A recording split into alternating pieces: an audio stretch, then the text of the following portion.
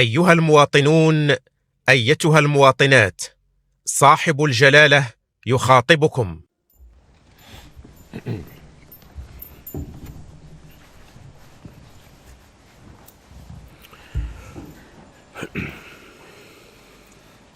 الحمد لله والصلاة والسلام على مولانا رسول الله وآله وصحبه. شعبي العزيز، لقد أنعم الله تعالى على بلادنا بالتلاحم الدائم والتجاوب التلقائي بين العرش والشعب، وهو ما مكن المغرب من إقامة دولة أمة تضرب جذورها في أعماق التاريخ. وإننا نحمده تعالى على ما أنعم به علينا من عونه وتوفيقه، حيث تمكنا من تحقيق العديد من المنجزات ومن مواجهة الصعوبات والتحديات. والمغاربة معروفون والحمد لله بخصال الصدق والتفاؤل وبالتسامح والانفتاح والاعتزاز بتقاليدهم العريقة وبالهوية الوطنية الموحدة. والمغاربة معروفون على الخصوص بالجدية والتفاني في العمل. واليوم وقد وصل مسارنا التنموي إلى درجة من التقدم والنضج، فإننا في حاجة إلى هذه الجدية للارتقاء به إلى مرحلة جديدة وفتح آفاق أوسع من الإصلاحات والمشاريع الكبرى التي يستحقها المغاربة. شعبي العزيز، إن ما ندعو إليه ليس شعارا فارغا أو مجرد قيمة صورية، وإنما هو مفهوم متكامل يشمل مجموعة من المبادئ العملية والقيم الإنسانية. فكلما كانت الجدية حافزنا، كلما نجحنا في تجاوز الصعوبات ورفع التحديات. فالشباب المغربي متى توفرت له الظروف وتسلح بالجد وبروح الوطنية، دائما ما يبهر العالم بإنجازات كبيرة وغير مسبوقة كتلك التي حققها المنتخب الوطني في كأس العالم. فقد قدم أبناؤنا بشهادة الجميع وطنيا ودوليا أجمل صورة حب الوطن والوحدة والتلاحم العائلي والشعبي، وأثاروا مشاعر الفخر والاعتزاز لدينا ولدى كل مكونات الشعب المغربي. وهي نفس الروح التي كانت وراء قرارنا بتقديم ملف ترشيح المشترك مع أصدقائنا في إسبانيا والبرتغال لاحتضان نهاية كأس العالم لكرة القدم 2030، والتي نتطلع ونأمل على أن تكون تاريخية على جميع المستويات. إنه ترشيح غير مسبوق يجمع بين قارتين وحضارتين، إفريقيا وأوروبا، ويوحد ضفتي البحر الأبيض المتوسط، ويحمل طموحات وتطلعات شعوب المنطقة للمزيد من التعاون والتواصل والتفاهم. وتتجلى الجدية كذلك في مجال الإبداع والابتكار الذي يتميز به الشباب المغربي في مختلف المجالات. وأخص بالإشادة هنا إنتاج أول سيارة مغربية محلية الصنع بكفاءات وطنية وتمويل مغربي، وكذا تقديم أول نموذج لسيارة تعمل بالهيدروجين قام بتطويرها شاب مغربي. وهي مشاريع تؤكد النبوغ المغربي والثقة في طاقات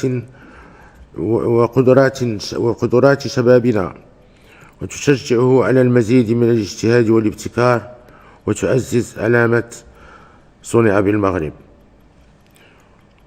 وتقوي مكانة بلادنا كوجهة للاستثمار المنتج. كما تتجسد الجدية عندما يتعلق الأمر بقضية وحدتنا الترابية. فهذه الجدية المشروعية هي التي أثمرت توالي الاعترافات بسيادة المغرب على أقاليمه الجنوبية، وآخرها اعتراف دولة إسرائيل وفتح القنصليات بالعيون والدخلة وتزايد الدعم لمبادرة الحكم الذاتي. وبنفس الجدية والحزم نؤكد موقف المغرب الراسخ بخصوص عدالة القضية الفلسطينية والحقوق المشروعة للشعب الفلسطيني الشقيق في إقامة دولته المستقلة وعاصمتها القدس الشرقية، بما يضمن الأمن والاستقرار لجميع شعوب المنطقة. والجدية يجب أن تظل مذهبنا في الحياة والعمل، وأن تشمل جميع المجالات. الجدية في الحياة السياسية والإدارية والقضائية من خلال خدمة المواطن واختيار الكفاءات المؤهلة وتغليب المصالح العليا للوطن والمواطنين والترفع عن المزايدات والحسابات الضيقة. وفي المجال الاجتماعي وخاصة قطاعات الصحة والتعليم والشغل والسكن، كما أن الجدية التي نريدها تعني أيضا الفاعلين الاقتصاديين وقطاع الاستثمار والإنتاج والأعمال. والجدية كمنهج متكامل تقتضي ربط ممارسة المسؤولية بالمحاسبة وإنشاء قيم الحكامة والعمل والاستحقاق وتكافؤ الفرص. شعبي العزيز، لقد ساهمت تداعيات الأزمة التي يعرفها العالم وتوالي سنوات الجفاف على المستوى الوطني في ارتفاع تكاليف المعيشة وتباطؤ وتيرة النمو الاقتصادي. لذا وجهنا الحكومة لاتخاذ التدابير اللازمة قصد تخفيف آثارها السلبية على الفئات الاجتماعية والقطاعات الأكثر تضرراً، وضمان تزويد الأسواق بالمنتوجات الضرورية. واليوم مع ظهور بعض بوادر التراجع التدريجي لضغوط التضخم على المستوى العالمي، فإننا في أمس الحاجة إلى الجدية وإشاعة الثقة واستثمار الفرص الجديدة لتعزيز صمود وانتعاش الاقتصاد الوطني. وفي هذا الصدد أطلقنا مشروع الاستثمار الأخضر للمكتب الشريف للفوسفات، وقمنا بتسريع مسار قطاع الطاقات المتجددة. وإثر الاجتماع الذي ترأسناه في هذا الشأن، أعدت الحكومة مشروع أرض المغرب في مجال الهيدروجين الأخضر، وإننا ندعوها للإسراع بتنزيله بالجودة اللازمة وبما يضمن تثمين المؤهلات التي تزخر بها بلادنا والاستجابة لمشاريع المستثمرين العالميين في هذا المجال الواعد. واستكمالا لورش الحماية الاجتماعية، ننتظر المشروع نهاية هذا العام، كما كان مقررا في منح التعويضات الاجتماعية لفائدة الأسر المستهدفة. ونأمل أن يساهم هذا الدخل المباشر في تحسين الوضع المعيشي لملايين الأسر والأطفال الذين نحس بمعاناتهم. وستشكل هذه الخطوة إن شاء الله ركيزة أساسية في نموذجنا التنموي والاجتماعي لصيانة كرامة المواطنين في كل أبعادها، إما في مجال تدبير الموارد المائية الذي يتطلب المزيد من الجدية واليقظة، فقد حرصنا على بلورة البرنامج الوطني للماء لفترة 2020-2027، وإننا ندعو للتتبع الدقيق لكل مراحل تنفيذه، مؤكدين أننا لن نتساهل مع أي شكل من أشكال سوء الحكامة والتدبير والاستعمال الفوضوي اللامسؤول للماء.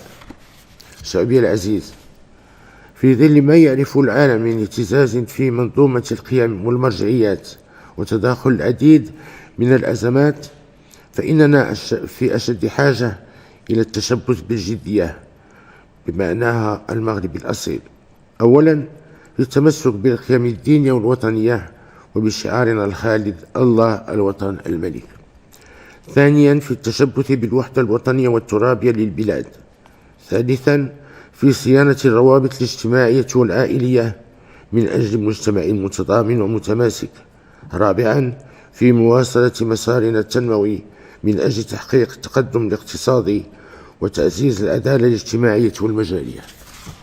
شعبي العزيز، إن عملنا على خدمة شعبنا لا يقتصر فقط على القضايا الداخلية وإنما نحرص أيضا على إقامة علاقات وطيدة مع الدول الشقيقة والصديقة وخاصة دول الجوار. وخلال هذه الأشهر الأخيرة يتساءل العديد من الناس عن العلاقات بين المغرب والجزائر، وهي علاقات مستقرة تتطلع لأن تكون أفضل. وفي هذا الصدد نؤكد مرة أخرى لإخواننا الجزائريين قيادة وشعبا أن المغرب لن يكون أبدا مصدر أي شر أو سوء، وكذا الأهمية البالغة التي نوليها لروابط المحبة والصداقة والتبادل والتواصل بين شعبينا. ونسأل الله تعالى أن تعود الأمور إلى طبيعتها، ويتم فتح الحدود بين بلدينا وشعبينا الجارين الشقيقين. شعبي العزيز، نغتنم هذه المناسبة لنوجه تحية إشادة وتقدير لكل مكونات قواتنا المسلحة الملكية والأمن الوطني والدرك الملكي والقوات المساعدة والوقاية المدنية على تجندها الدائم تحت قيادتنا للدفاع عن وحدة الوطن وأمنه واستقراره. كما ندعو الله تعالى بالرحمة والمغفرة والرضوان لشهداء المغرب الأبرار، وفي مقدمتهم جدنا ووالدنا المنعمان جلالة الملكين محمد الخامس والحسن الثاني أكرم الله مثواهما. ومسك الختام قوله تعالى: إن الذين آمنوا وعملوا الصالحات إنا لا نضيع أجر من أحسن عملا. صدق الله العظيم، والسلام عليكم ورحمة الله تعالى وبركاته.